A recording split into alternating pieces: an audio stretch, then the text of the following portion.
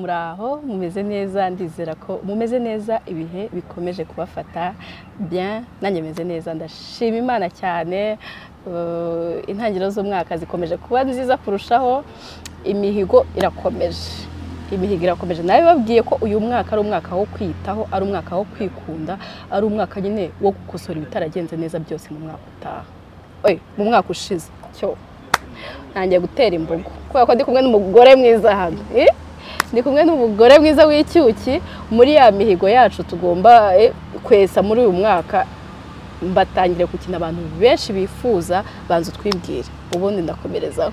Okay, murakoze nitwa Nsabimana Greta.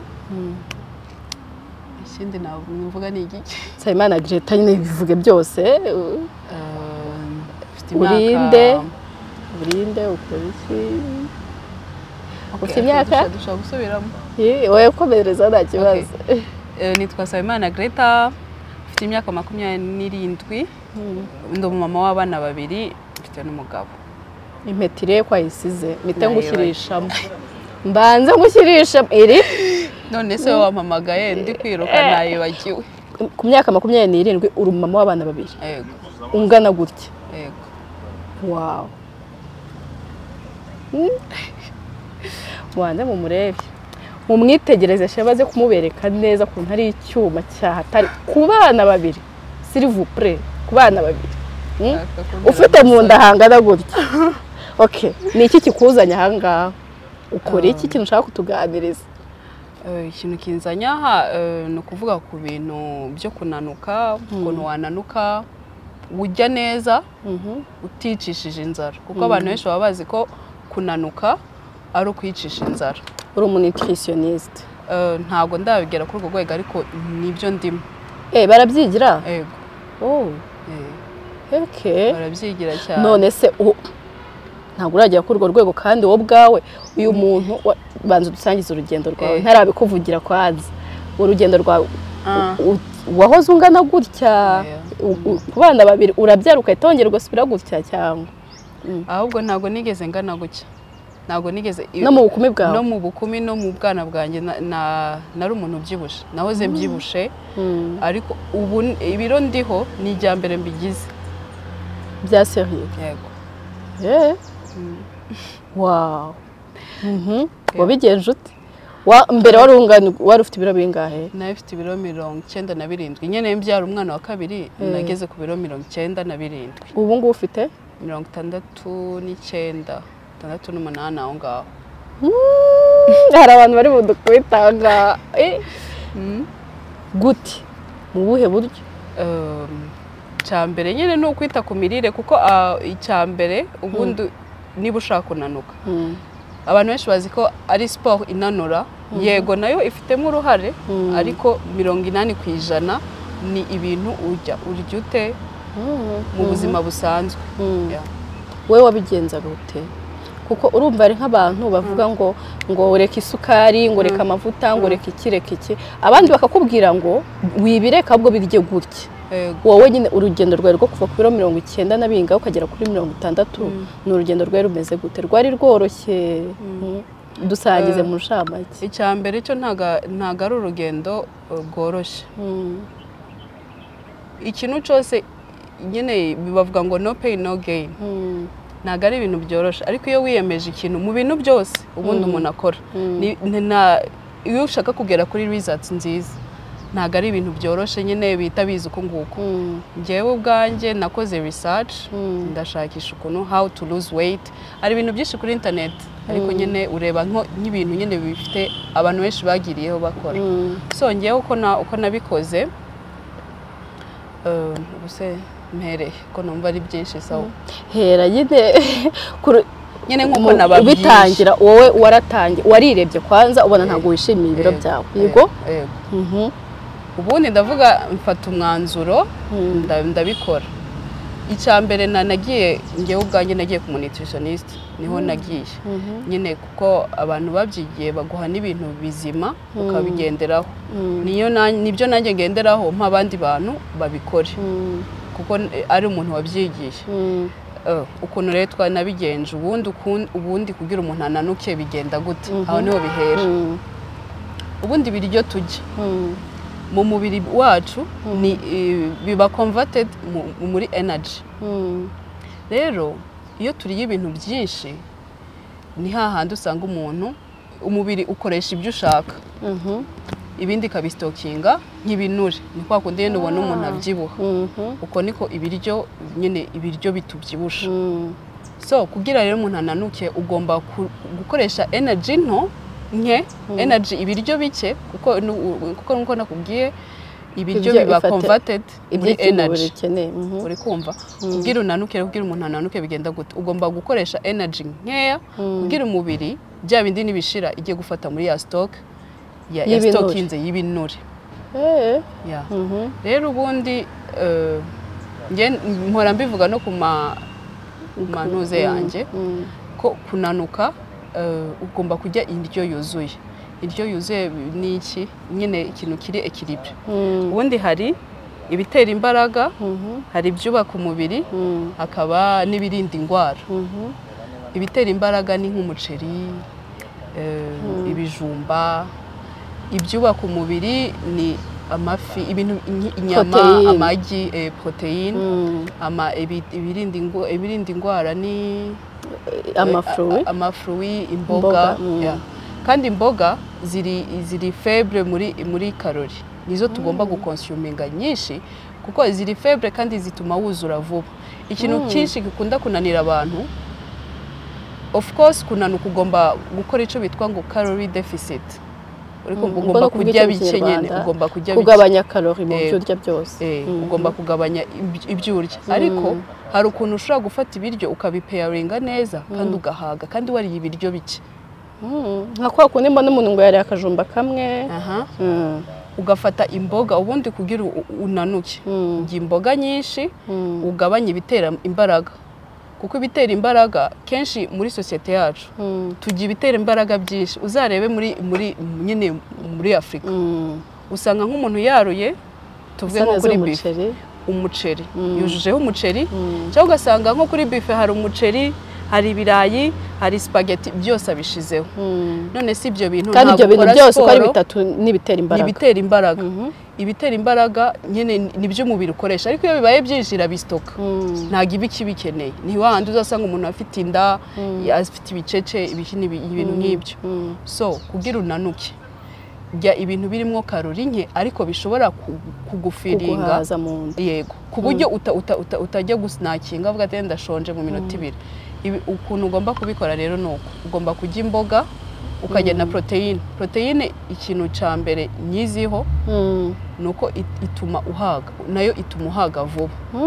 Ituma uhaga vuba, noneho ntusabe kurya buri kanya, ntugumurya buri kanya. Ikintu buriya gituma tuguma turya ni kwa kunene tujya nabi, tugira ibitera imbaraga, kandi ibitera imbaraga nyene urabirya ako kanya bikajya mu mubiri ukabistokinga, ugahita usaba ibindi. Ni kwa kundi uzahora muri ya cycle yo guhora usonza kandi wariye ibiryo byinshi. Ese nuko biba byagenze, urarya umuceri umubiri ubikoreshe, uzana bitrying rimwe uzabikore umunsi umwe ujye umuceri cyangwa ujye n'izo firiti cyangwa ujye amakeke, urebe ko nyuma y'isaha udasonza. Cyangwa ntago bizi se iyo wariye nk'ibintu biri mu isukari nyinshi usonza vuba, kandi wariye ibintu byinshi ukumva urahaze. Ariko uzatrying ujye nk'umureti, umureti uwukore neza, ushiremo ibyo ushaka, ushiremo ama veggies, uburye ntago ushobora gusonza. None se ko batubwira kwari nk'ukuntu twakuze twumva bavuga ngo ntukarye ngo amagi ngo arenze ngo 2 mu cyumweru, ngo ni menshi, ngo bitera indwara n'ibiki. Byo nta kibazo? Oya, ntago bitera indwara. Ngo nge mu gatondo niyo ndya cyane. Yego, ibi nyine uzumva ibintu byinshi abantu bafite amavi atandukanye, ariko iyo byinjiyemo ukabisacinga umenya ibyo urimo urakora. Biba byiza kuko ikintu cyose ugiye gukora ugisacinga ukareba. Nese nkawe nka repa yawe y'umunsi wose guhera mu gitondo ibimeze ite? Okay, mu gatondo ubundi ngewe mfata nk'umureti, nkawukora nkawushiramwo wenda poiro poivre ibintu zenyine ama vegetables karoti nkunda na coffee nkafata coffee nshiramo nk'akayiko kamwe k'isukari ubwo ni mu gatondo nkashiraho na voka wenda canke akagati slice imwe y'umugati nta kibazo ni saa sita hari isahani mfite ngenderaho nyine aba ari isahani cemwe ibice bitatu hamwe hagomba kuba hari imboga nizo zigomba 50% y'isahani yanjye ni imboga ikindi igice ukagikatamo kabiri ukagishamo protein n'ibitera imbaraga carbohydrate ubwo protein tuvuge nk'ubu nka example ushobora kujya nka dodo sibyo nkajya na dodo gusa dodo nyine ku ruhande 50% akaba ari dodo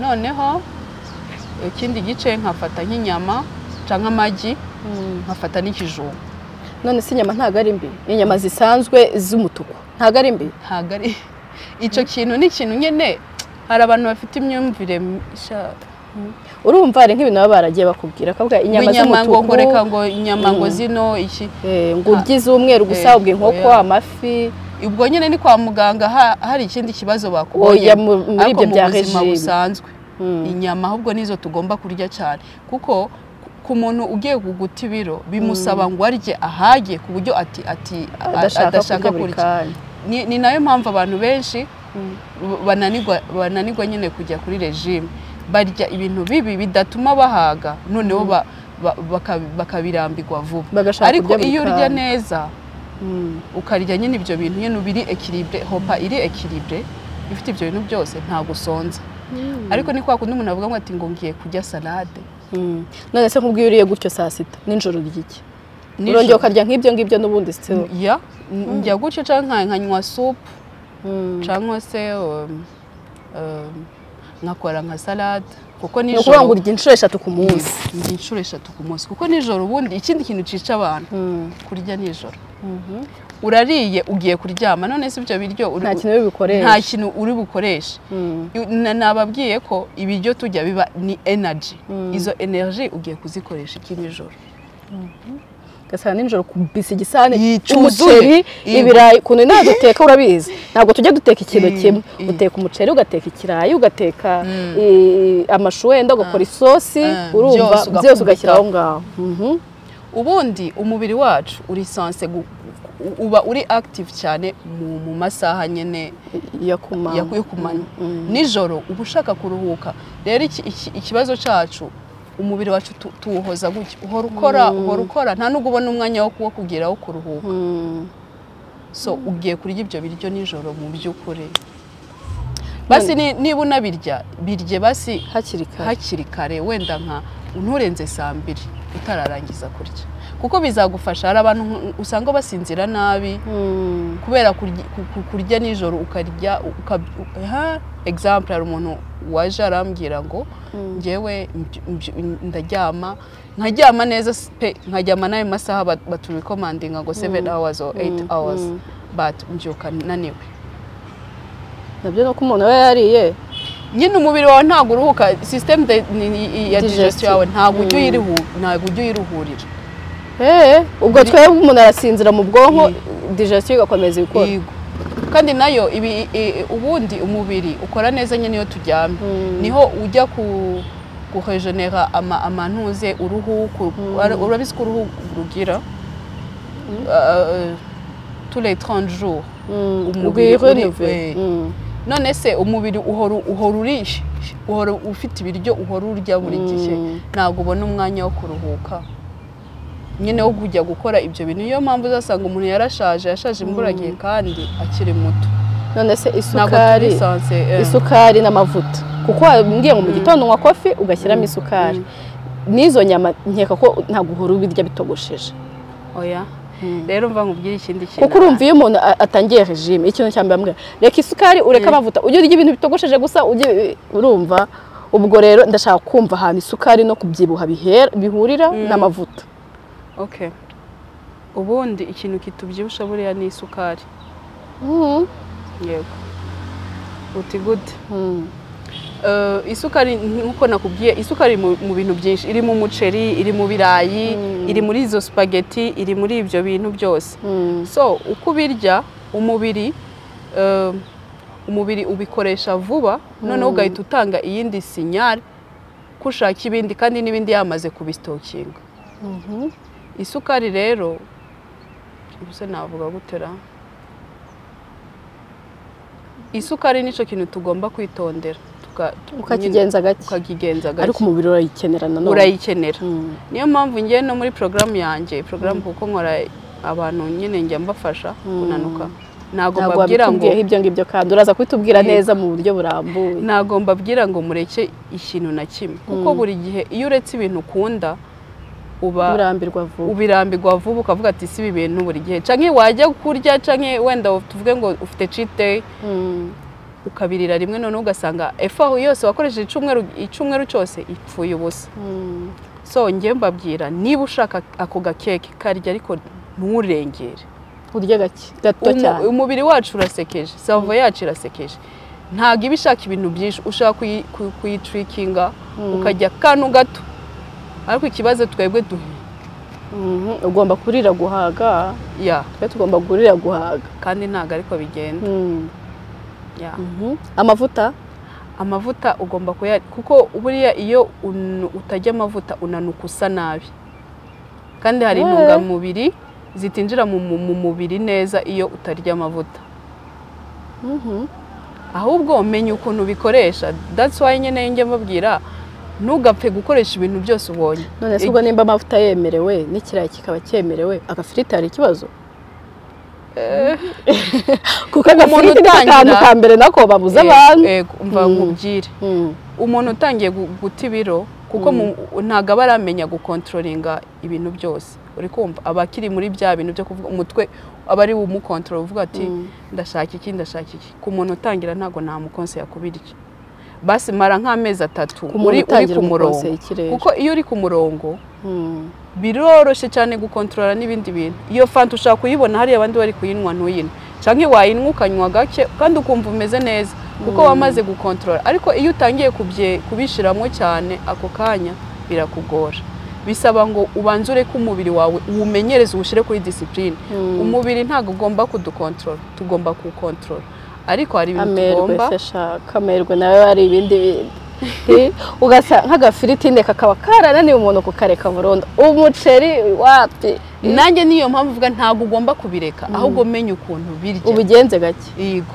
ngiye ntago nabiretse kandi bitaye mu gihe kingana iki amezi 6 yego ntago nabiretse ikintu cica abantu nuko akora ikintu noneho yacica akavuga ati reka mbyihorere ntabwo biri no gukora ibyo nshaka kandi ikindi ugasanga ashaka results ibiro yageninze mu mwaka arashaka kubita mu kwezi kumwe canke mu cyumweru kimwe ibi bintu nyene byo kunanuka bisaba guhozaho bisaba kuba patient kuko ikintu cyose iyo uri patient kizana result kandi result turazibona iyo trust me iyo umaze kubona nka result ukabona ukuyeho nk'ibiro 5 ugira courage isumbyeho mezi 6 wataye ibiro 20 na kimwe babyeyi byose bisaba kwiyemeza nyine 21 leta nsigarana 2 wowe tusigarana 2 wowe ye baba we ikindi kintu sasa regime hari nk'umuntu uvuga ngo ngende ndashaka gufata regime ariko inda igenda yonyine sinshaka nyashi zanjye ko zigenda sinshaka inda kuko n'umuntu wese akesha abagore bagenda bavuga ngo niyagiye muri siporo coach ndashaka kindi genda nanjye nuko bajya bambwira barambwira harabaza akambwira nabonye ukuntu wananutse ndashaka ufashe ariko ntago nshaka kandi ahantu hagenda ndashaka kinda igenda bibaho birashoboka ntago bibaho ubundi umubiri wacu ukuntu uteye dufite genes amajene atandukanye ni uko wabona umuntu akabyibuha inda gusa ukabona nta kibuno yifitiye cyangwa ukabona afite amaboko cyangwa ukabona yabyibushe mu maso cyangwa ibicece so umubiri aho stoking ibyo binure ntago ushaka kuhamenya umubiri ni ubimenya wenyine so ntago ushaka rero no kuwutegeka ngo ugenda uruzinge hano ngo kuraho hano ngo ukora bino oya wenyine nyine niyo mpamvu mbwira abantu ntugashake guta ibiro wageninze mu mezi 6 urashaka kubita mu cyumweru kimwe ntago bikunda be patient bizagenda gahoro gahoro usibye ko no mu makameshi inda nigenda nyuma ushaka kunanuka hano hose ugasanga ufite kakadaka kanze kugenda burundu yeah none se ntutakaje ibiro nkuko kose ibiro 21 ko ni ibiro byinshi cyane sibyo nibaza ko izo fat yo zivuyemo mu mubiri cyane cyane nk'abadamu ko tugira umubiri woroshye ushobora gusigara nk'ikibiri gitetema gutya aho ngaho neho haza rero protein ibyubaka umubiri niyo mpamvu ugomba gukonsuminga byinshi kugira umubiri ukore muscles ahavuye fat hajye muscles noneho umubiri ugire wegerana protein zikora amaso yes kandi zituma na metabolism yawe yihuta kandi uko metabolism yawe yihuta niko utazagwana n'ibiro njya ntanga example y'abagabo buriya bagira metabolism yihuta kandi bagira na muscles nyinshi cyane kurusha twebwe urabona ko tuba tworoshye body fat yacu ibiri hejuru cyane kurusha abagabo kenshi baba bafite ntuze body fat zabo ziba ziri hasi ugasanga ahubwo bafite muscles nyinshi kandi iyo ufite muscles nyinshi metabolism yawe irihuta kandi iyo yihuta ntabwo ugwana n'ibiro ibiro byonyine biri kuraho uzashaka urebe nk'umugabo iyo amaze iminsi 3 atarya arahondoroka ahubwo wewe wareka kurya ahubwo ukabyibuha so ikintu gikenewe ni ukwita kuri proteins nibyo nama mvuga uwo ni Rwema ntabwo nari nababonye ariko shanda gukumbuye shawaje ukadusoza toruriye ngaho mwe muretse ndaje mbagwemo shushu cyava mugiye gukorana nabande naba Precious uri yarabyaye yewe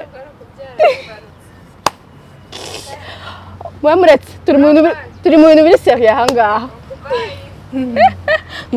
twari tugeze he do ubu ngiye gutanya ngo twari tugeze he twikomereze rata nyine umubiri kugira unanuke neza utafite wa mubiri ugize utepese ite cyane kubyubaka umubiri bizakurinda kunanuka wa mubiri utepeta nyine ibyubaka umubiri ni proteine inyama amagi kandi nabyo birafasha kuko bituma uhaga udasonza vuba kandi bikubaka umubiri okay icyo nico abantu bakunda gukora bakibesha hari nk'uwaje arambwira ngo ngewe navuye ku nyama ngo nazivuyeho ngo nago ndavuga ati kuko nicyo kintu cya mbere bakubwira reka inyama reka amavuta reka isukari ntago bibaho inyama ahubwo nizugomba nuko nyine inaha usanga ubuzima bwacu inyama zihenze ariko ubashije kuzajya ujya inyama buri munsi buri hopa iyo uriye ukajya inyama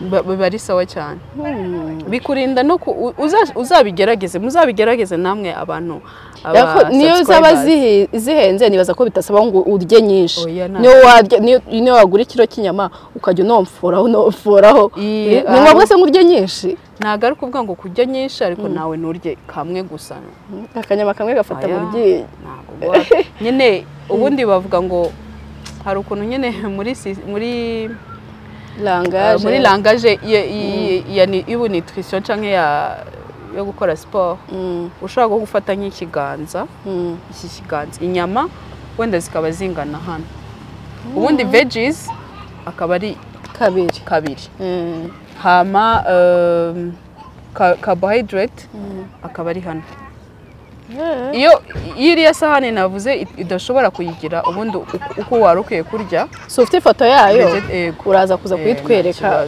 bazigurira izo sahani kugira ngo nazajya abasha kubipimiraho mu mujyi zirahari nanjye nazibona bazishaka nta kibazo nazo wazibaha uraza kuza kuduha nimero hanyuma rero tugere ku kintu cya sport wavuze kuri ku byo kurya gusa ntago nyize numva mentioning sport ntago ari ngombwa ni ngombwa cyane kuko no kunanuka unanuka neza neza. kudusura ahangaha mama we yabyaza ariko ababyeyi koko twikomereze.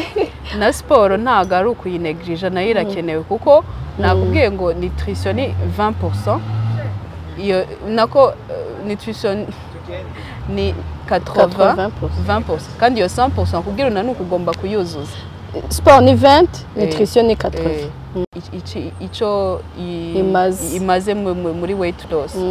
Kuko yego turi kunanuka ariko se umubiri nagushaka kuko ukomera, nagushaka ko ugira imbaraga, nayo irakenewe. No mu mutwe nibaza ko no mu mutwe irafasha cyane. Hari abantu bajya bibaza why do you kwera ukunda kujya muri sport cyane? Nge narenze ico kintu cyo kujya muri sport kugira nanuke. Nyine njyayo cyane kwera mu mutwe biramfasha kuruhuka ibiki n'ibiki. Kandi n'ikindi kintu cisha abantu urarya ugahita wicara. Umubiri wawe nyine ntago wawukoresheje. Ni handi uzasanga umuntu azamutse hano gushika hano ariko ahagira. Nayo irakenewe cyane. Okay, noneho turi kugana ku musozo.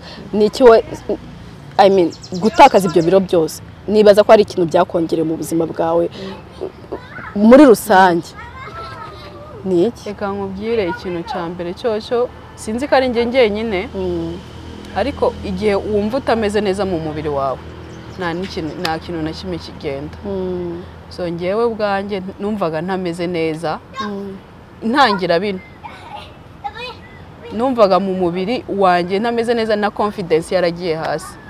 Ariko sport no gukora gutya bituma wiyongerera nyine confidence, kandi iyo umaze kugera kuri results zawe izo results biguha confidence ko hari n'ibindi bintu washobora, hari wagishobora. Kuko imva nkubwira ikintu kimwe sawa, ibi bintu biragoye, ntago ari ibintu nyine ntugire ngo narabikoze. Hari abandi bantu byananiye, hari abantu twari kumwe bafeirinze kandi twari twatangire rimwe.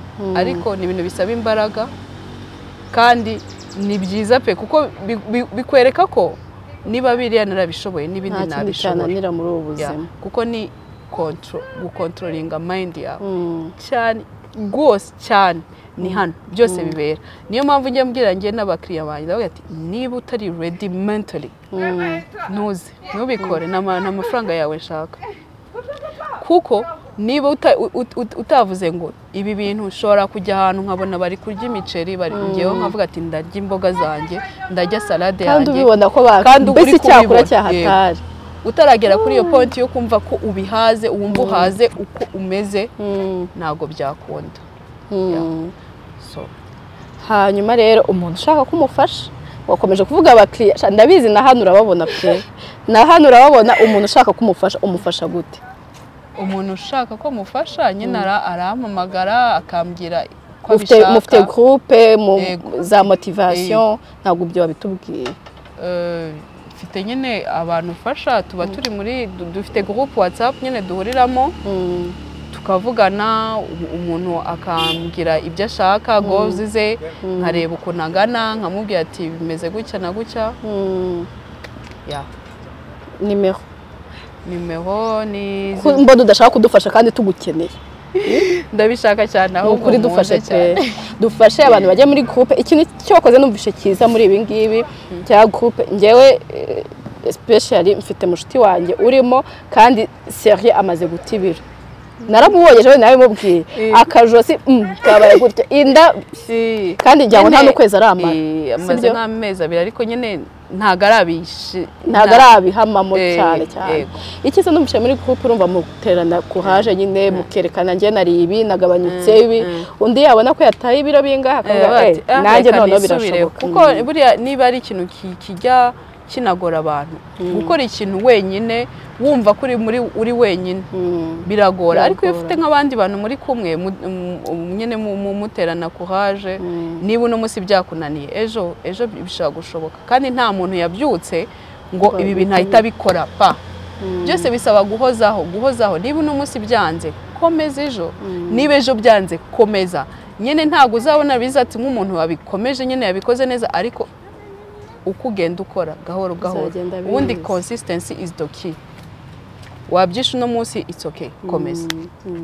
Okay, ngaho duhe nimero 073 ubwo se muzivuge mu Kinyarwanda. Vuga mu Kinyarwanda kuko hano turebwa 073 kane kane 9 kane kabiri 5 073 kane kane 9 073 kane kane 9 kane kabiri 5. Ndanazandika mu kiganiro umuntu bishaka nukuri umva ngereka mbabwire serieux nananze kuyibabwira ariko ndamuzi mu mezi 6 arindwi hari nko mezi 7 ashize ejo naramubonye ndumirwa ndavuga ntabwo bishoboka nishyira iyo foto ntagira umuntu ugira ngo ni editing ntabwo bishoboka ko umuntu ati ibiro bingana gutya byose no kwiyemeza birashoboka. Urumva rero hari abantu batangiranye izo goals n'uyu mwaka niyo mpamvu navuze ngo njye nababwiye ko ubundi umwaka wanjye uzatangira uyu munsi lewiti nibwo umwaka wanjye ugomba gutangira ariko nanjye no urumva niyo mpamvu natangiranye n'iki kintu ndavuga abantu bafite izo goals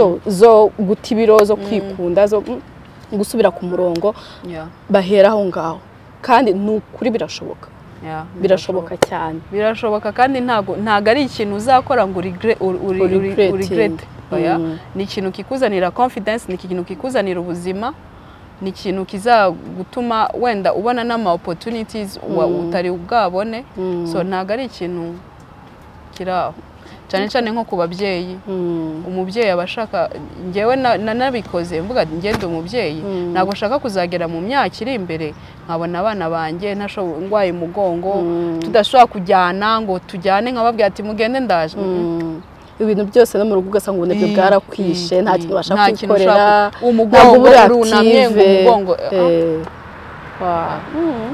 okay twatangiye goals z'uyu mwaka zatangiye muze tujye guta ibiro ba mama sibyo namwe ba papa.